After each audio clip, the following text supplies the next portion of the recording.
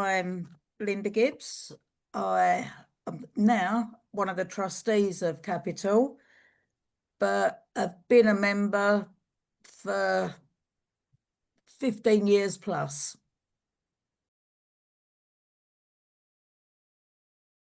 Used to be a peer support worker simply because they did so much for me. I've got a lot to thank Capital for regarding the peer support work. When everybody and everything else threw me to one side, so to speak, Capital was there, the Capital peer support workers, sorry, were there to pick me up.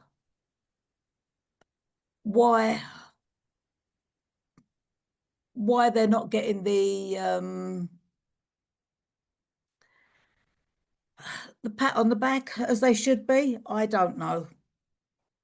They should not be being pushed to one side. That's definite.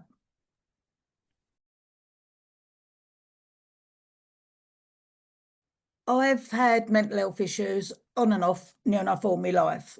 And after my family pushed me to one side, of course, I ended up in hospital, and it was there that I met the peers. Helped me more than any other tablets had. Because of the peers I met Capital, and the way peers help are, one, they've been there, they understand. They'll let you talk and not talk at you, which most doctors do nowadays. This is what we're going to do, and this is what's going to help. With peers, they'll talk to the person, listen to the person. And as I say, they were always there. It's when I last came out of hospital, I was still talking to the peers that were helping me at the time, and that was how I got into Capital. With the Capital peer support workers, I knew I had to go out my area, which for me was out of my comfort zone at the time, but I was willing to do that because there'd be a peer in the office that I could just walk in that door and say, help. Didn't have to say anything else. There'd be somebody there with a cuddle. There'd be somebody there to let me scream and shout about what the world was, what was and wasn't happening.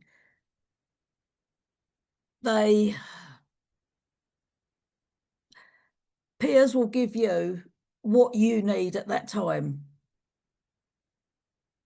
Doctors don't understand that side of things. I really don't think they do.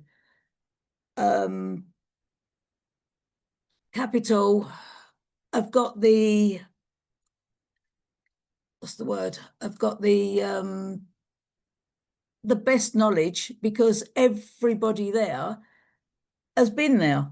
In one way or another, they understand what you're going through. And they're honest. They don't give you the jargon that doctors do, that the other companies do. With Capital, you know you're safe.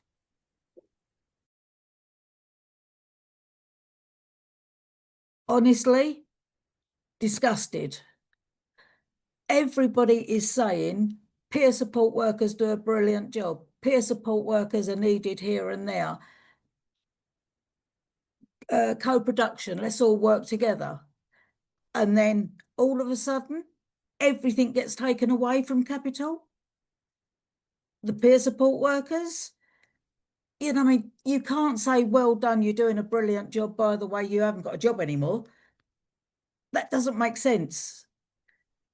As I said, everybody in Capital has got lived in experience. So everybody there has been through something.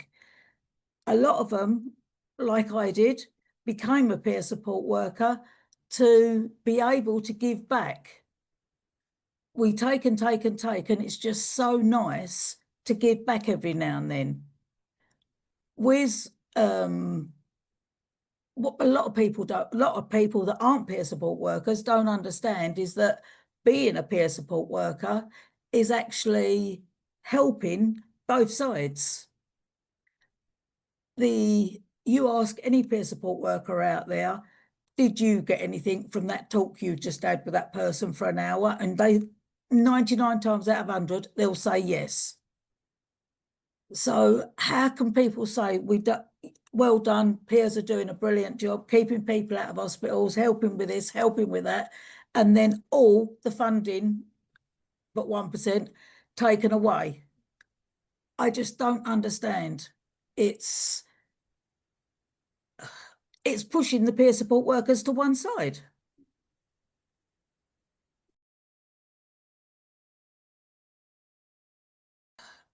I know they're there to help us with the funding and things like that.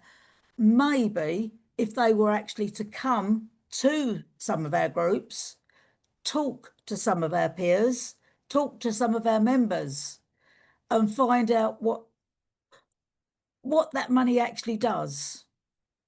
Maybe then they'd actually be willing to give it again. You know, I mean, yes, it's great that we've got commissioners. Yes, it's great that we've got funding, but to turn around and say, here it is for X amount of time, but now we're taking it back. You can't say, well, we're giving it because you're doing a good job, but you can't have it to do with the peers. That is the good job we're doing. You know, I mean, commissioners, if you're willing to give funding and help with other people, come in and actually see what they do. You can't sit in your office and say, oh, you can do this, you can do that. You've got to come and see what the people that you're actually helping. You know, I mean, I don't know if all the commissioners have got mental health issues or not. I mean, let's be honest, we've only ever seen one or two of them anyway. But if you, the commissioner, have had a mental health issue, or you know somebody that has, maybe if you was to come and see what Capital does, maybe then you'd be more willing to put a bit more into peer support work.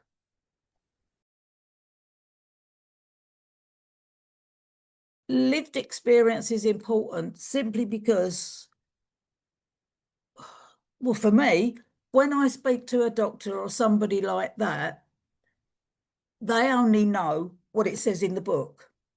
If I say I've had this, this has been happening, that's been happening, I think it's this, he'll have to look in a book. If I talk to a peer support worker that has been through it, one, they understand the feelings I'm going through. And two, if I ask them for support and help, they can actually tell me what is going to be next.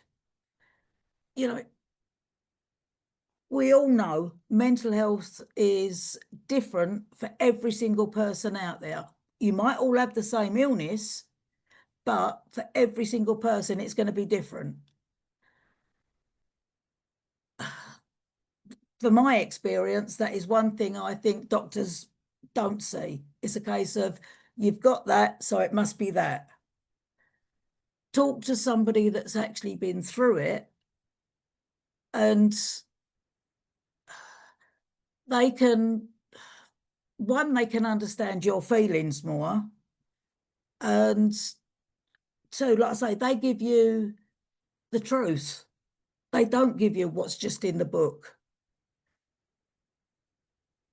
I've said the same to doctors, and I'd say it again. You know, I mean, just because the book you read, the certificates you've got say it's going to be this, this, and this, it doesn't work that way with mental health. It affects every single person differently. And I'd go for something that I know is a trigger, I'd go to another peer support worker before I went to doctors any day.